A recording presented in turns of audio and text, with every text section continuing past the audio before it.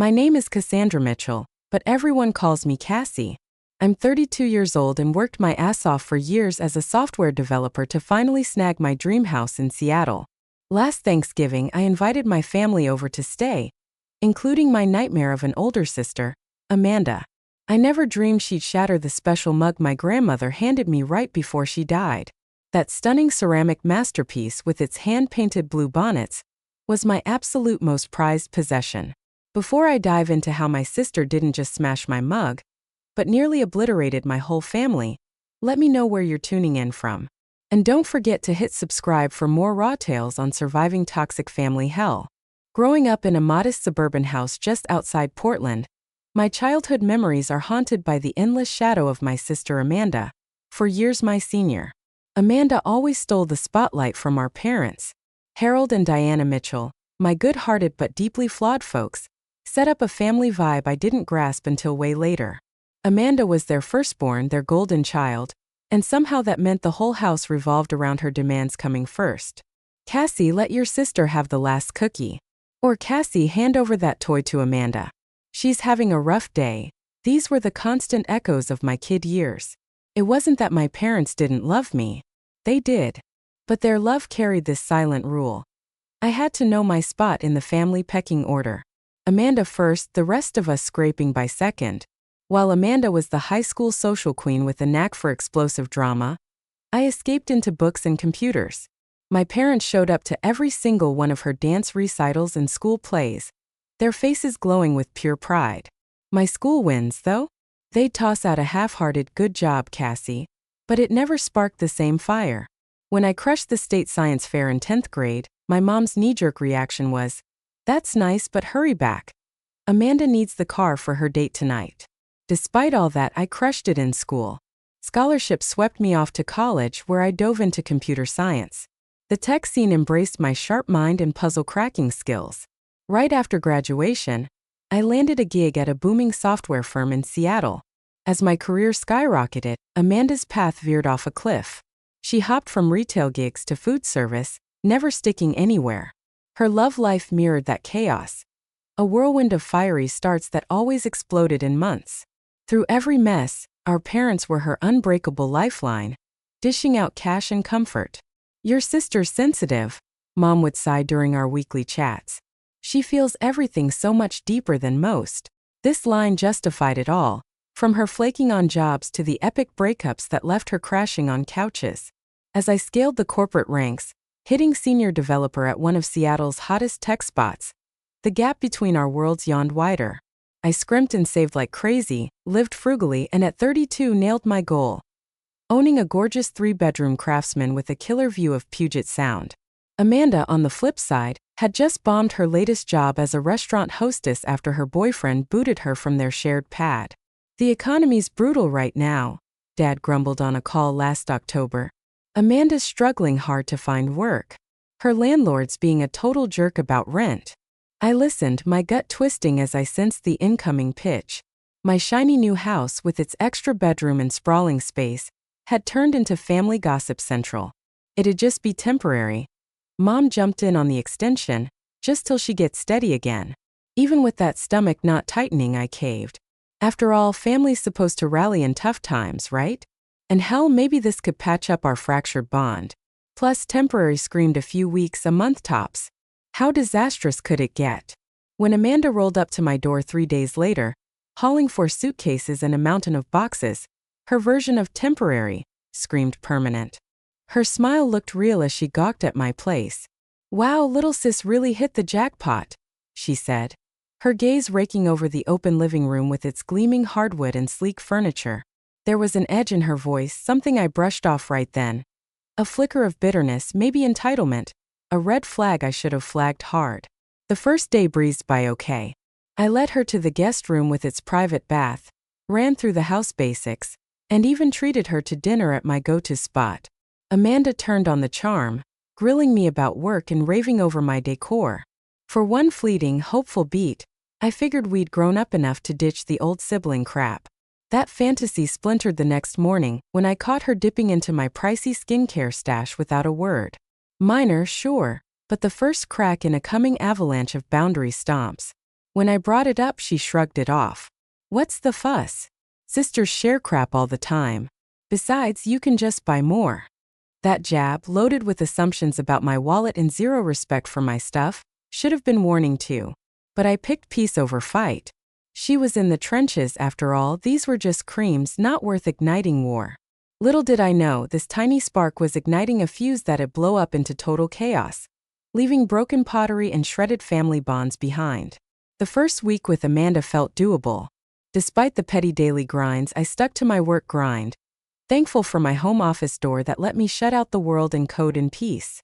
Amanda lounged on the couch most days, glued to her phone, supposedly job hunting online. At least that's her story. By week 2, the little headaches snowballed. I'd dash back from groceries to find her with 2 random friends invading, helping themselves to my wine stash. These are pals from my old gig. She waved off, skipping proper intros. I said they could crash here tonight since they're visiting. When I yanked her aside to say I wasn't cool with overnight strangers sans heads up, her face twisted dark. God, Cassie, when'd you turn into such a control nut? They're just couch surfing. Your perfect house won't crumble. That night, the parental call hit. Somehow, they were already looped in on the friend drama. Amanda says you're laying down super strict rules, Mom said, her voice dripping that old disappointment. She's in such a dark spot, honey. Can't you ease up? The calls turned routine. Every tiny clash between us looped back to them, always twisted as me being the cold hostess. The story stayed the same. Thriving Cassie bullying poor Amanda. Living with her unearthed habits I hadn't dealt with since our shared kid room. Dishes rotting in the sink till mold bloomed.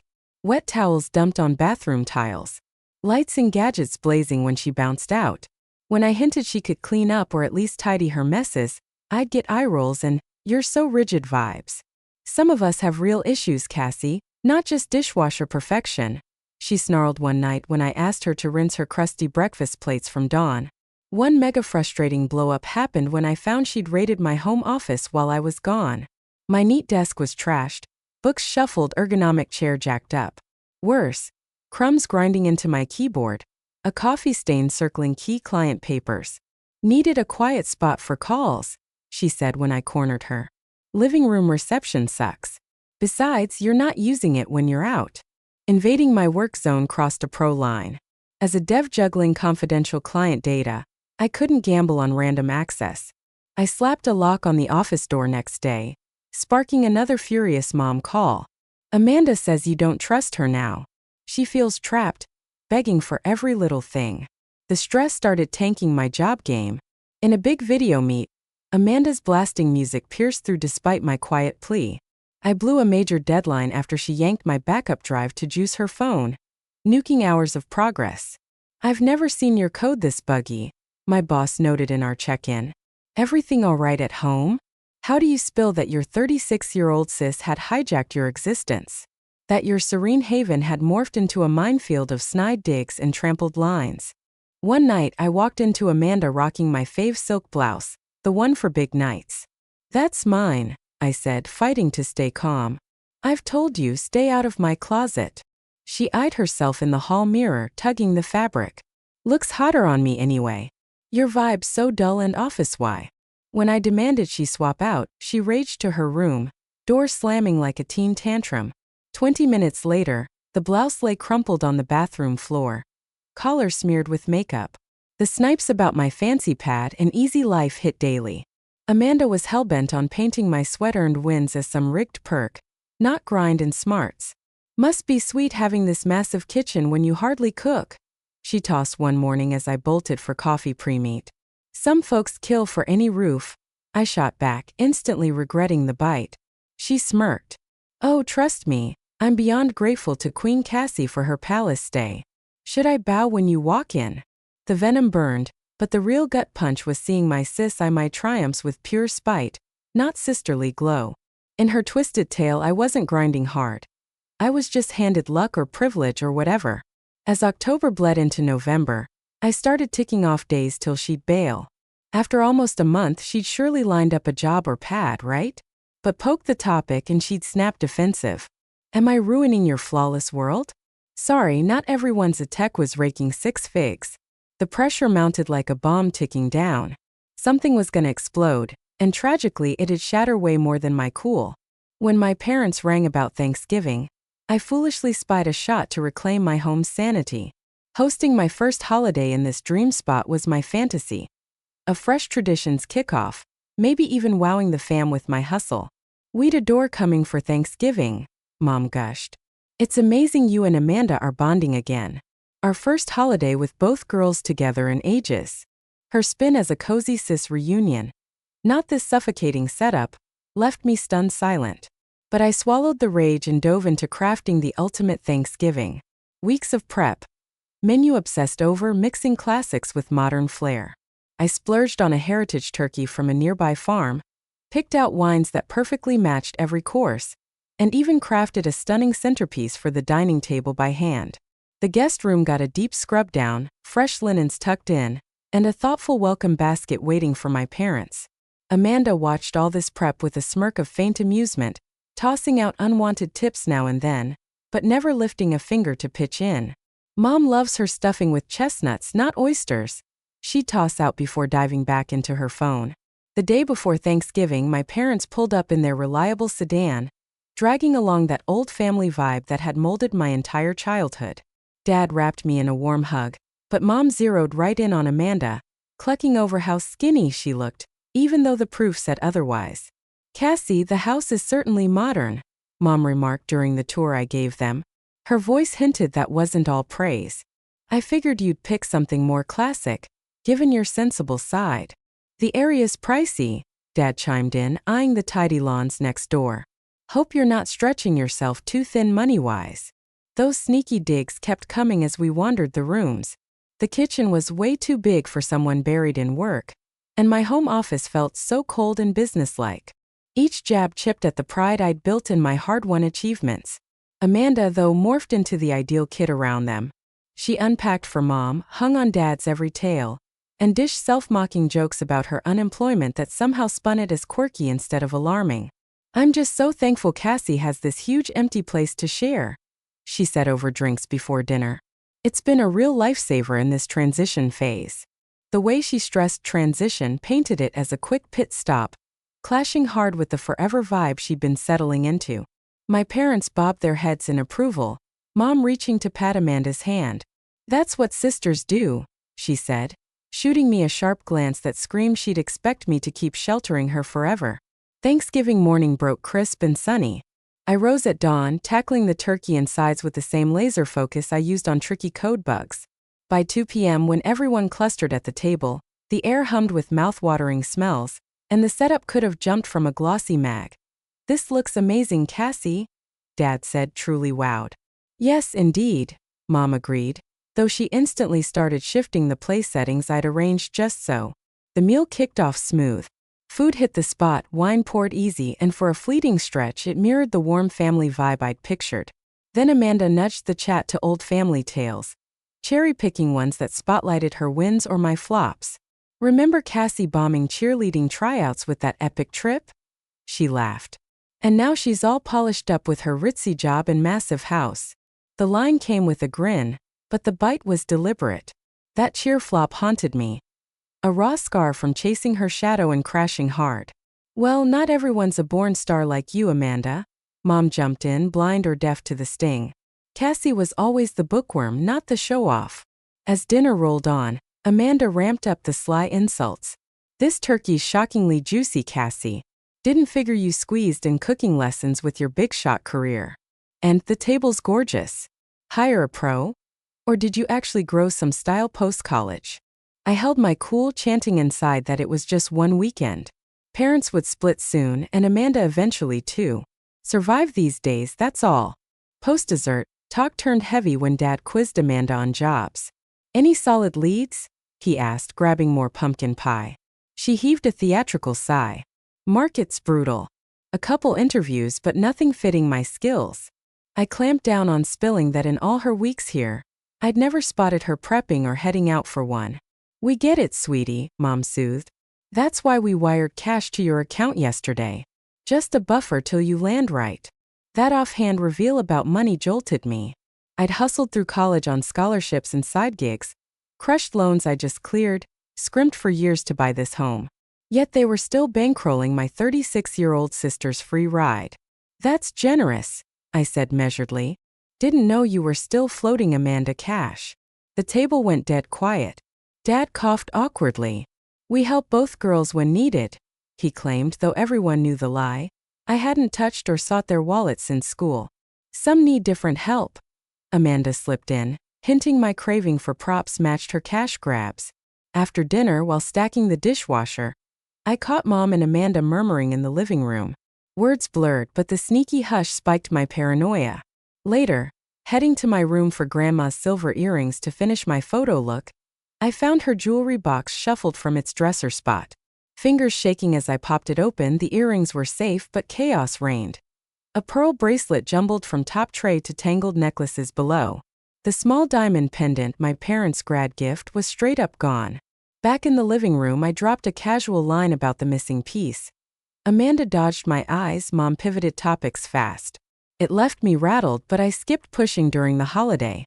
Instead, I flagged mentally to scour my valuables post-parent exit, piling on another dread to my mounting stack. That night, I tossed awake hours after lights out, tuning into the strange groans of a packed house.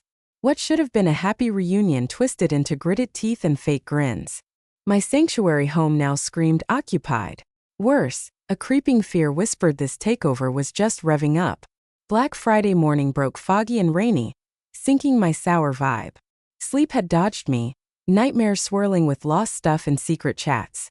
Still, I vowed to salvage my parents' last day before their drive home.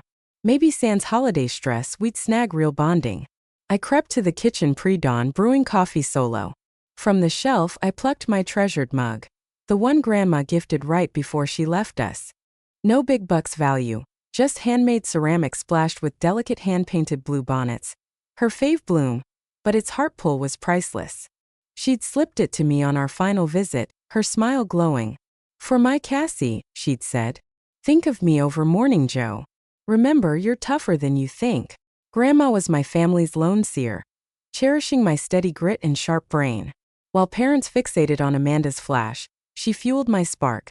Her faith carried me through storms, this mug my solid link to her guidance and warmth. I'd barely poured when Amanda popped in, dressed and weirdly wired for the hour. Morning, she said, beelining for the pot. I need your car today. Not can I borrow or mind if I use. Just her demand, like my yes was locked in. Morning to you, I shot back, sipping from my mug. For what? She eye-rolled like I was nuts. Errands. Job stuff. Her fuzzy dodge lit my radar. Weeks here, 0 real job mentions. Which firm? I probed. Some downtown spot, she hedged. You wouldn't know. Before I dug more, she pushed. Keys? Gotta bounce by 9. I paused. 2 days back, I'd spotted a fresh passenger side scratch that wasn't there pre-her. She'd blanked on it, blaming lots. But the marked spot screamed foul. Not comfy lending it, I said flat. Last time it returned wrecked. Her cheeks blazed mad. Still harping on that scratch? Told you, no clue. That's the issue, I countered, voice steady. No ownership. My car got dinged post you, and you ghosted on telling. Oh God, you're fixated on your sacred crap, she barked. It's a car, Cassie. Scratches happen. Life ain't flawless like you force it. Not perfection, I pushed, anger bubbling. Respect. Responsibility. Borrow, break, own up. So now Miss Flawless schools me on duty? Her volume cranked, echoing kitchen-wide. Not everyone's got your ideal gig, pad existence. Our yelling yanked parents awake. They framed the doorway, Dad's hair wild, Mom cinching her robe. What's the yelling? Dad asked, scanning us worried. Amanda flipped her stance lightning fast, shoulders drooping as she faced them. Cassie won't loan the car for my interview. Calls me reckless. The switch stunned. From attacker to wounded in a blink, voice dripping that childhood hurt I knew too well. Cassie, Mom started, disappointment thick. Sis has a key interview. Help her. It came back scratched last, I laid out. Found it myself. Dad brushed it off. Car scratch, hon. No apocalypse. Misses the mark, I pressed, frustration spiking at their blind spot. It's owning it. If she'd said sorry about the scratch, different story. Now apologize for nada? Amanda's pitch climbed, victim act cracking in fury. You solo drove that day, I noted. Calling me liar, she roared. Evidence points to you, I said, clinging to logic amid the storm. Amanda's face twisted furious. You act superior with your tech throne and mansion. Always smug judging. Not judging, I gripped, mug clutched hard. Basic respect for stuff. Stuff. Stuff. Stuff, she mocked shrill. Your world, precious Pat, car junk. Some fight survival while you freak on a spec. Parents eyed the clash, mom wringing hands, dad frozen unsure. No intervention. Their quiet greenlit Amanda's chaos, like always. Amanda, ease up, mom murmured finally. But her soft plea fueled the fire. No, won't ease up, Amanda exploded. Tired of tiptoeing in her shrine house. Tired of her slamming me.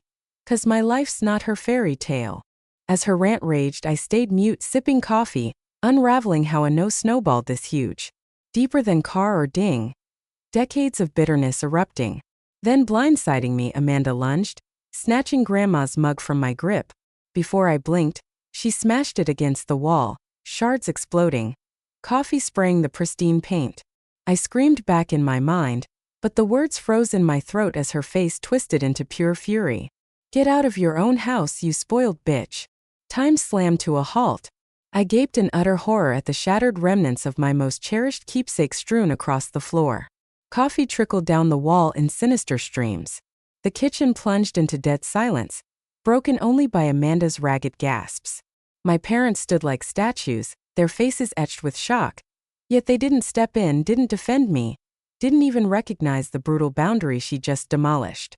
Tears burned behind my eyes, but I dammed them back. In that instant, something deep inside me turned to steel. A fierce determination sharpening like dawn's first light piercing the window. Without uttering a sound, I strode to the kitchen counter, pressed my palms flat against its chilling surface, and drew a steadying breath. I think, I said with a composure that stunned even me, that I need some time alone right now. I pivoted and marched out of the kitchen, brushing past my shell-shocked parents and my seething sister. As I ascended the stairs to my office, my mother's voice floated up, not to check on me but to coddle Amanda. Sweetheart, let's go for a walk. You need some fresh air. The front door creaked open and shut. From my window, I watched them escort her down the street. Mom's arm draped protectively over her shoulders, Dad flanking her other side like a guard. The scene hit like a gut punch, echoing endless childhood blow-ups where Amanda's meltdowns earned hugs while my wounds festered ignored. But this wasn't then. I wasn't that powerless kid blind to the twisted family game. Now I had power options. And damn it, I wasn't letting this slide. I spun to my desk, flipped open my laptop, and dove into hunting for the truth. I slumped at my desk, my hands still quivering as I booted up my laptop. I'd meant to bury myself in work, escape into the crisp purity of code until I could wrap my head around the savage demolition of Grandma's gift. But as the screen flickered to life, an alert jumped out like a slap. Unusual sign-in activity detected on your account. As a software dev, I treat digital security like gospel, two-factor locks, constant vigilance for creeps. This warning screamed someone had slipped into my main email from a strange device. Digging into the logs, I saw it happen yesterday morning, while I was out grabbing last-minute Thanksgiving fixings. The IP pinned it right here in my own damn home. Icy dread coiled in my gut. Only 3 souls had roamed my place then, and 2 were glued to football in the living room, leaving 1 glaring suspect. Fueled by this mounting paranoia, I tore through my other accounts. Banking app looked clean, no rogue moves, but my work email? Holy hell. Sent messages I had zero memory of crafting. Cracking open the first, aimed at my boss, drained the color from my cheeks. I've been reconsidering my position with the company, it droned. My current home situation is requiring more of my attention, and I may need to request a reduced schedule in the coming months. I'll keep you updated as I sort through some personal matters. Signed with my name, my usual footer slapped on. The fallout? Mind-blowing. Someone, Amanda no doubt, hadn't just peeked. They'd played me to my superior, sowing doubts about my reliability and priming my career for sabotage. 2 more emails piled on the nightmare. One to HR sniffing extended leave rules, another to a coworker hinting family crap might yank me from a big project. Each one slyly built alibis for my slipping output or vanishing act. Pulse hammering, I yanked up my browser history. Fresh searches wiped, but autofill betrayed hunts for sibling living arrangements, legal rights, and establishing residency requirements. Then my downloads folder coughed up PDFs hit recently, legal jargon on Washington tenant rights, zeroing in on claiming residency sans lease. One screamed, how family members can claim right to property through extended stay. The puzzle snapped into a horrifying shape. Amanda had been scheming to lock in legal hooks on my house via prolonged crash. In Washington, squat for long enough and boom, tenant status, eviction, a legal nightmare even without papers. Probing deeper into my files, unearthed a mystery folder on my desktop. Inside, scanned snaps of my bank statements, tax docs, even my house deed pics. Stuff I'd stashed in my locked office cabinet. Meaning she'd not only hacked my digital world but rifled through my physical locked secrets. Now racing with raw panic, I snatched my phone and scanned my credit card app. Checking stayed spotless, but cards? A trail of sneaky hits, local shops, a salon slot, online hauls from sites I'd never touch, all in the last 3 weeks. None big enough to ping my radar amid work chaos, but totaled over $2,000. Worst gut twist. A half-baked app for a fresh card in my name, someone clutching my social and gunning for fraud. For the final nail, I hit my cloud backup stuffed with key chats. There, folders bloated with text screenshots. Peeling one open exposed a thread between Amanda and Mom from 2 weeks back. How long do you think before Cassie gets tired of having me there? Amanda probed. Don't worry about that, Mom fired back. Your father and I have been emphasizing how important it is for her to help family. Besides, the longer you stay, the harder it will be for her to make you leave. Larry says after 30 days, you'd have some legal standing as a resident. Perfect, Amanda shot. The house is big enough for both of us, and it's not like she can't afford it. I deserve some stability after everything I've been through. The shots rolled on, unveiling weeks of scheming to hijack my home. My parents weren't clueless. They were in on it, dishing tips and cheers to Amanda. A fresh threat from 3 days ago had her venting. I think I need to create some leverage. Cassie's being difficult about the car and asking too many questions about my job search. Maybe you could talk to her when you're here about family obligations. Mom's reply hit like bile. We'll remind her how fortunate she is and how important it is to share that fortune with family. Your sister has always responded to guilt. The calculated stab in the back stole my breath. This wasn't Amanda mooching short-term or milking hospitality. It was a full-on conspiracy to seize my house, torpedo my job, and wreck my finances, with my parents' full buy-in and boost. Proof piled undeniable. Shots, legals, fake mails, card swipes, all sketching cold exploitation. The smashed mug, my heart's breaker an hour ago, now loomed as just the tip of a venomous iceberg. I burned the next hour piecing it all, snapping screens, stashing to a safe external timeline, ticking events. My dev brain, ace at puzzles, now forged an airtight dossier my kin couldn't weasel from. As I hustled, the front door groaned open, voices echoing entry, my family's walk wrapped. Amanda's tone softened, Mom's coos signaling they deemed the storm past. They figured, like always, I'd slink down, mumble sorry for my role, and we'd slide back to toxic routine. But hell no, normal shattered forever. Trust nuked, not just with her, but them, the enablers fueling her fire. I hooked my laptop to the living room's big TV, mirroring my display large. Then I inhaled deep, squared my shoulders, and descended to slam them with the ugly truth they couldn't dodge. I floated down the stairs in eerie calm. Raw shock and ache had morphed to icy precision. Ancient history. This was carving lines overdue by decades. My family huddled in the living room, chatter dying as I emerged. Amanda wedged between parents on the couch, eyes puffy from tears. Mom's arm shielded her shoulders in that old guard pose. Dad glanced up, face wary. Cassie, Mom started, all placating, honey. We were just talking about what happened. Amanda feels terrible about the mug, don't you, dear? Amanda bobbed her head, half-assed. I lost my temper. I didn't mean to break your stuff. Her breezy shrug off of Grandma's heirloom as stuff fueled my fire. No more, lame regrets wouldn't cut it. I'd like to have a family meeting, I said evenly, positioning by the TV. There are some things we need to discuss. Dad squirmed. If this is about the mug, I'm sure we can find a replacement. Your sister said she's sorry. This isn't just about the mug, I countered, grabbing the remote. It's about a pattern of behavior that I've recently discovered. I clicked and my laptop beamed onto the TV. The evidence folder glared bold. What's this about? Mom queried, grip tightening on Amanda. I've discovered some concerning activities that have been happening in my home. I laid out, voice rock steady. After this morning's incident, I checked my computer and found some things I think we should all discuss openly. Amanda went rigid, eyes locked on screen like prey. First, I pressed on, flipping to emails. Someone has been accessing my work email without permission and sending messages to my manager and colleagues impersonating me. The mails bloomed large, touting my need to dial back work. I didn't write these emails, I declared sharp.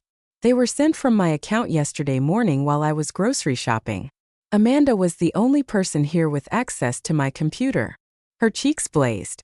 I don't know what you're talking about. Maybe you forgot you sent those. I also found these, I barreled, flashing residency PDFs. Downloads about how to claim legal rights to someone's home after staying there for a certain period. Interesting reading material for someone who's supposedly staying temporarily. Dad's face clouded with worry. Cassie, what exactly are you suggesting? Instead of spilling, I advanced to charges. These are unauthorized charges on my credit card over the past 3 weeks. Over $2,000 spent at stores I never visit and on items I never purchased. I scrolled the roster, spotlighting salon hits, clothes, online grabs. And this, I added, unveiling the botched app, appears to be an attempt to open a new card in my name.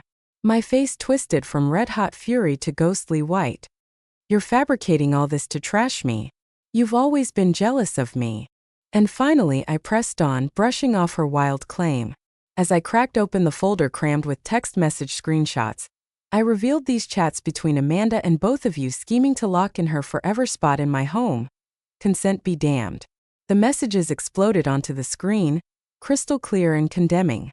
The cold-blooded plotting, the talks of building leverage.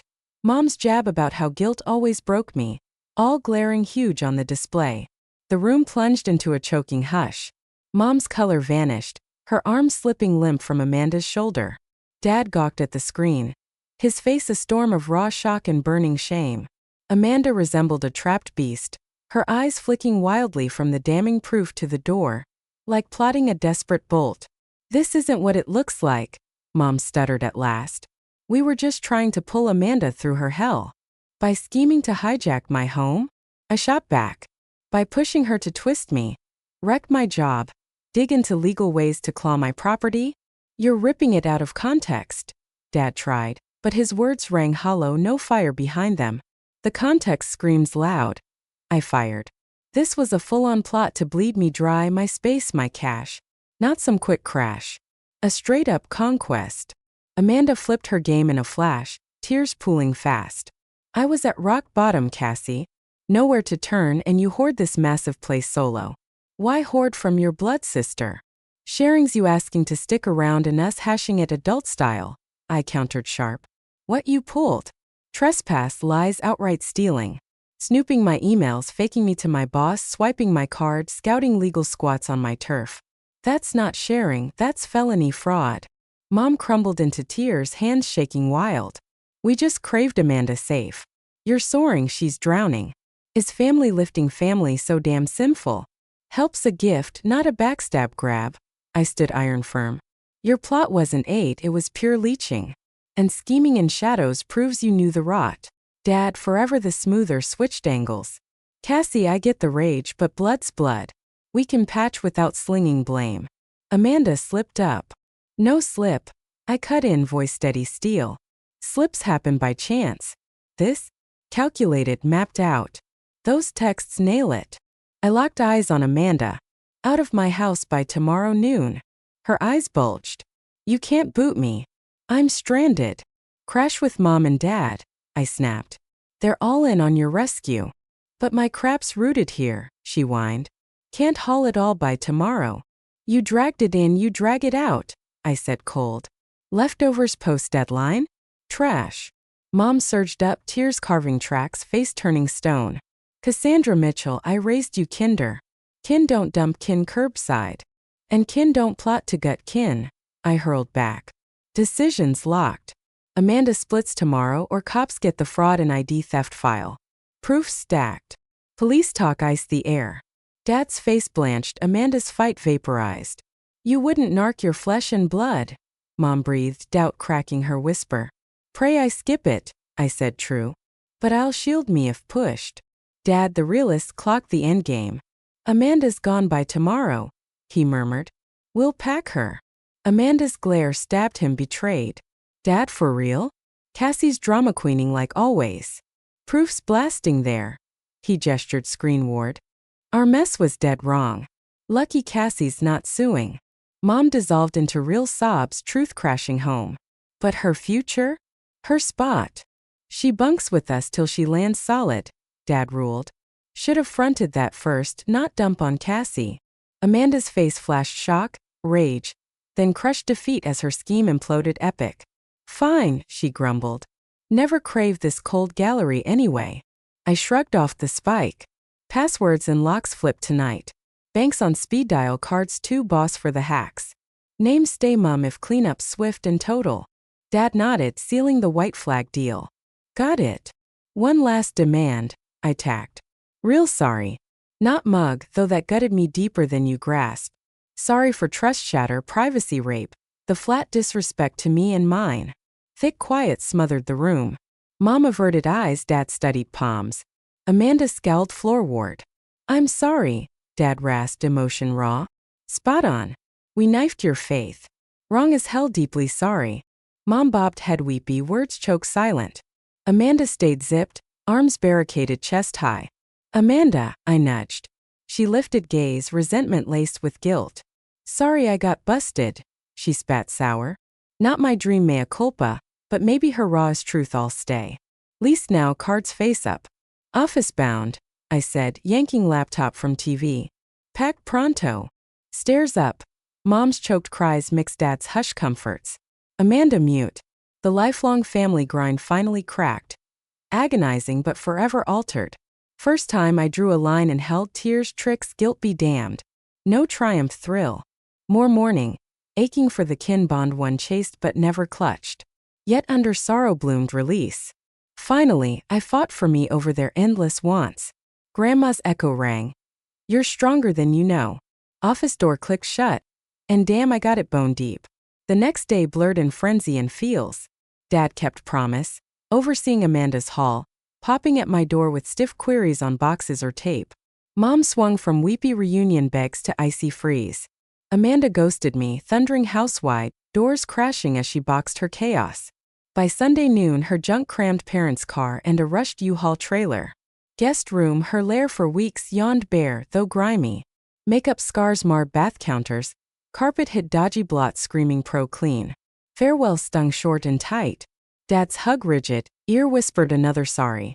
Mom's cheek kiss wet, eyes crimson. Hope you get it someday. We aimed best for both girls. Voice quaking. Intentions clear, I measured. Methods? Shredding rude as hell. Amanda's nod curt as by, backseat sliding sans eye lock. As they curved corner vanished, emotions tangled.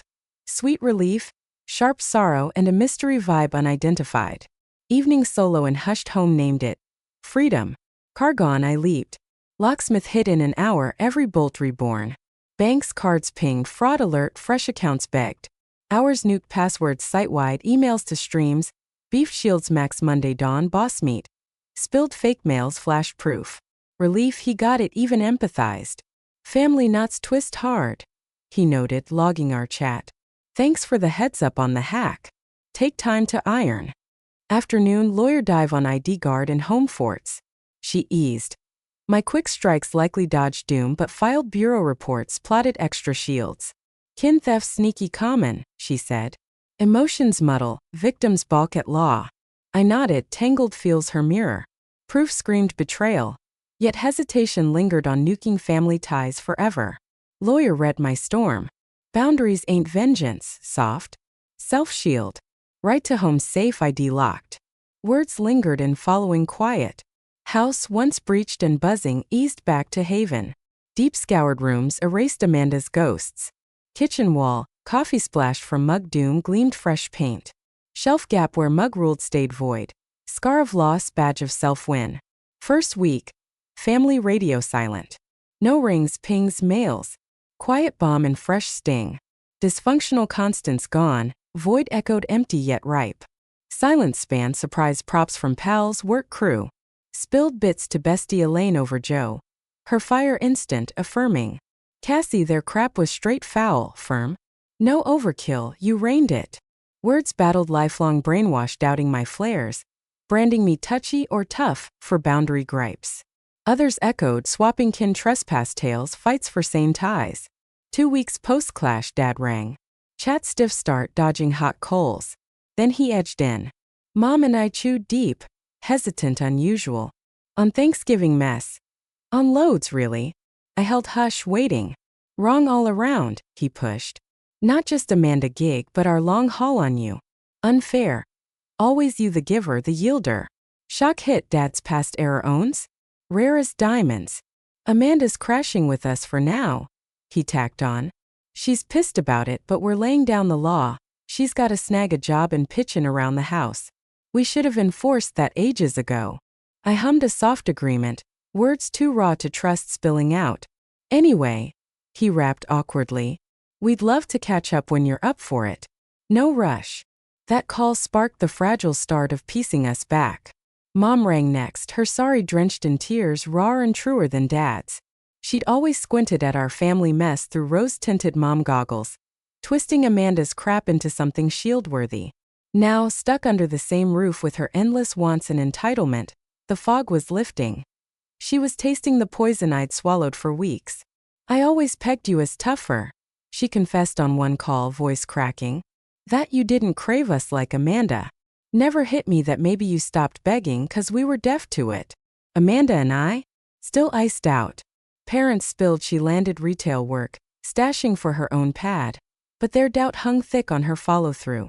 I hoped she'd thrive but owed zero bridges. Some ties I was grasping screamed for space.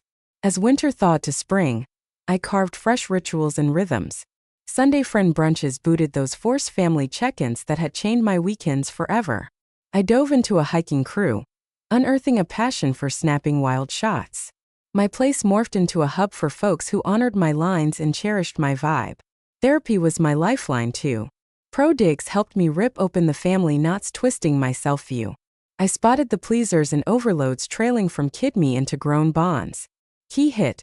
Boundaries weren't cruel or greedy, they were vital, sane. Picture boundaries as lines marking your end, their start. My therapist laid out. Skip 'em and folks bleed into toxic mush. 6 months post-blowout I rolled the dice. Invited parents for dinner at my spot. Visit short, tense edges but worlds from old vibes. They grilled on my gig, hung on my words like they mattered. Praised my home sans sly digs or shade. As they split, Mom crushed me in a hug. Proud of you, Cassie, she breathed. Not just the wins, but you. Words I'd starved for decades yanked tears I didn't see coming. Our bond? Still raw build, old habits sneaking bites. But first time ever parents saw me, not Amanda's shadow or fix-it queen. The shattered mug? I hunted an artist potter crafting one-offs. Ordered not a clone but rebirth. Mug weaving grandma's essence yet screaming unique. Blue bonnet stayed but sprouted from design cracks. A nod to kintsugi, golden fractures. New mug claims my shelf, no fill-in for gone but banner of growth. Each dawn sip reminds. Grandma's echo, truth I claimed. I am stronger than I knew. Steel to draw lines, demand worth, craft life on equal love, not chains or shame. Family webs tangle love, scars ache. Threads can cradle or choke by weave. Learned loving kin skip swallowing abuse. That top love for self and them roars enough. Path rolls on, leaps ahead, slips back. But routes flipped forever. I stride it bold, owning my value, eyeing bonds I crave, chosen crew blood too. Ever drawn brutal lines with fam? How'd you gut it? Lessons hit? Spill in comments. If my tail struck chords, smash like sub, share with souls needing that strength nudge. Thanks for hearing my storm. Remember, boundaries ain't greed, they're self-honor. Guard yourselves fierce out there.